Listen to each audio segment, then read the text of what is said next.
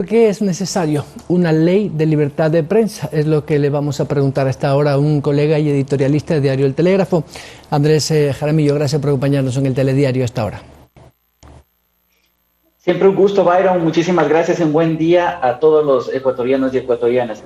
Es fundamental porque permite garantizar el ejercicio de la libertad de expresión y no sancionarlo, porque eso fue precisamente lo que significó la ley aprobada en el 2013. Ahora es importantísimo recalcar que no solamente se está derogando una ley, se está derogando todo lo que representó esa ley para el correísmo, es decir, un mecanismo para ejercer presión sobre los periodistas y los medios de comunicación que en su momento fueron críticos y representaron para ese gobierno una amenaza para concentrar el poder.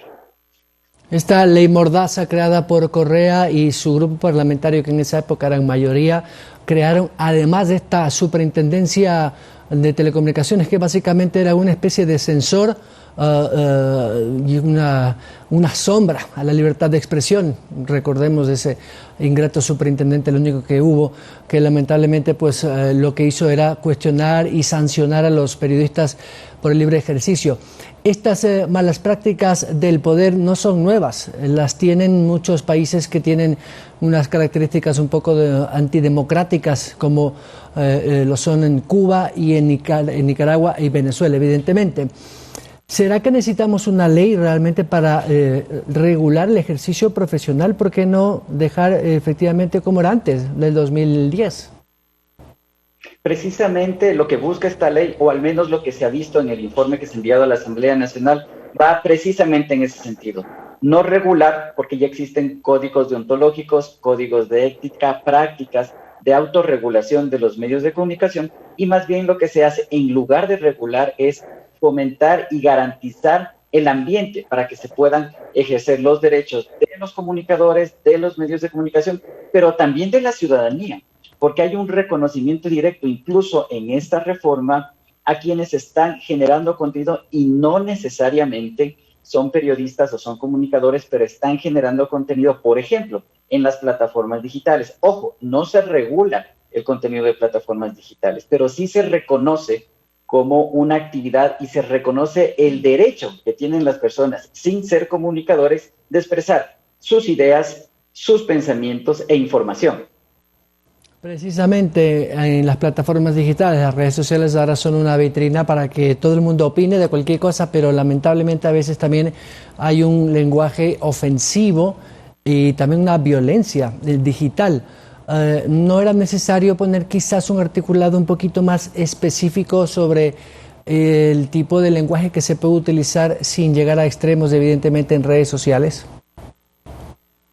Quizás el trabajo de pedagogía digital, el trabajo de alfabetismo digital es mucho más importante en el sentido de prevenir, de mejorar la cultura de uso de redes sociales, de lenguaje en la ciudadanía. Es mucho más importante que censurar o castigar. Además, que por la naturaleza de las plataformas sociales resulta casi imposible poder regular los contenidos en estas plataformas. No obstante, recordemos que si es que alguien ofende, o si es que alguien calumnia, o si es que alguien de alguna manera comete algún delito en redes sociales contra otra persona, existen otras figuras jurídicas que en el ámbito civil se pueden seguir para que efectivamente se pueda hacer justicia si es que en algún momento alguna persona se vio afectada por alguna declaración, alguna idea que se haya dicho de forma irresponsable.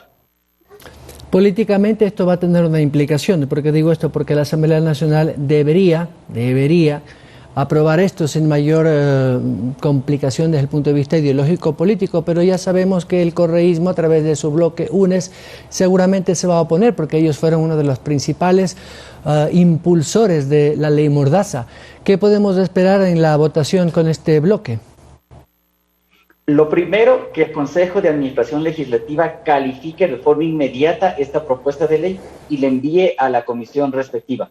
Seguramente será Derechos Económicos, que tradicionalmente ha tratado estos temas. Luego, evidentemente, habrá una resistencia del sector de UNES. No obstante, el Partido Social Cristiano, a lo largo de estos años, ha sido un crítico de la ley Mordaza.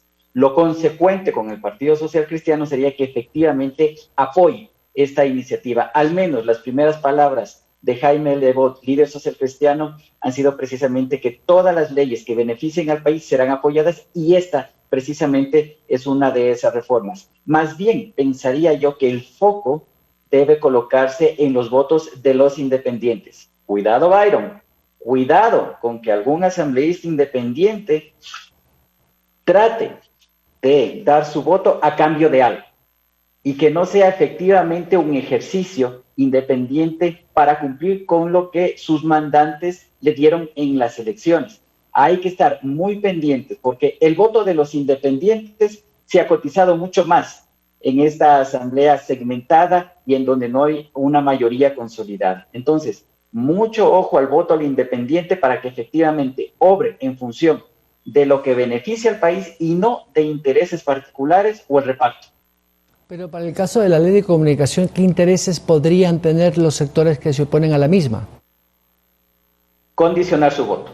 Condicionar su voto sin un argumento técnico, sino más bien un interés personal para poder tener mayor poder, ya sea en sus territorios o en la propia Asamblea Nacional. Por eso es importantísimo que de alguna manera los medios de comunicación, los periodistas, los comunicadores, tengamos presente este elemento dentro de lo que será el trabajo y el análisis de la ley de comunicación, que además tiene que ser amplia. Es decir, el presidente ha hecho una propuesta, nos ha presentado un proyecto que es perfectible, que es modificable, que debe pasar por un proceso grande, amplio, inclusivo, en donde absolutamente todos los sectores sean invitados para poder hacer precisamente eso, debatir, parlamentar en la Asamblea para tener la mejor ley posible. Lamentablemente, pues en política y en la Asamblea cualquier cosa puede ocurrir. Ya lo hemos visto luego de estos acuerdos parlamentarios. Incluso hace poco veíamos, nos enterábamos que una de las asambleístas de Pachacútec ha sido separada del bloque, aparentemente por no estar en el lineamiento con la posición política del movimiento. Esto podría, digamos, alterar un poco más esta correlación de fuerzas en función de esta ley de comunicación, de ley de prensa, de libertad de prensa me refiero.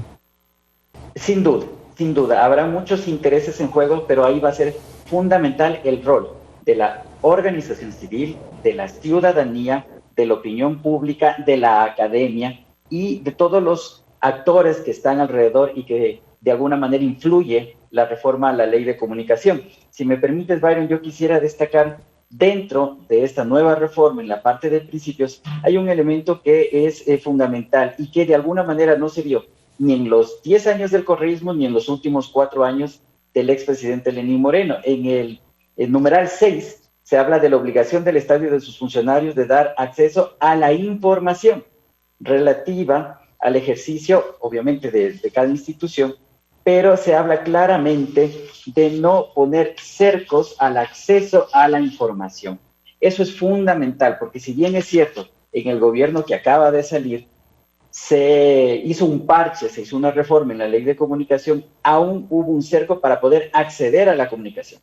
Fue un gobierno basado en boletines que no eran pertinentes, que maquillaban la realidad, que desinformaban en vez de informar y que de alguna manera no tocaban los temas trascendentales que interesaban a la ciudadanía y a la opinión pública. Y aquí existe una deuda fundamental e histórica, mi estimado Byron, que tiene que ver con la desclasificación de la información relacionada con la muerte de los compañeros periodistas del Grupo El Comercio que fueron asesinados en la frontera. Con este artículo, lo lógico sería que efectivamente se pueda desclasificar esa información y que se pueda conocer efectivamente qué pasó. Los recursos periodísticos, las investigaciones de destacados colegas han dado cuenta que mientras el gobierno nos decía que seguían negociando y tratando de salvar sus vidas, ellos ya conocían de la muerte de nuestros compañeros periodistas. Eso no puede quedar en impunidad. El Ecuador necesita la verdad y aún nos faltan 3. Aún nos faltan Paul, Efraín y Javier. Pero con la ley de acceso a la información no debió mantenerse esto. ¿Por qué tenemos que poner otro inciso o una nueva normativa para acceder a una información que es pública además? Precisamente porque existe este candado, este cerco, esta falta de cumplimiento de la normativa. Pero ojo, lo que está diciendo aquí es que tiene la obligación la institución pública y el funcionario. Recordemos lo que pasó en el gobierno de los 10 años. Tácitamente, directamente, el expresidente Rafael Correa pidió a los funcionarios que no se entreguen ningún tipo de información a los periodistas y a los medios de comunicación que eran críticos. Acá, por el contrario, lo que se les está diciendo a los funcionarios claramente es: ustedes tienen la obligación de entregar la información. Entonces, hay un cambio importante, fundamental y necesario. Andrés Jaramillo, editorialista, colega de Diario El Telégrafo, muchas gracias. A ustedes, Byron, un excelente resto de día. Gracias. Andrés Jaramillo, editorialista de El Telégrafo, a propósito de esta nueva ley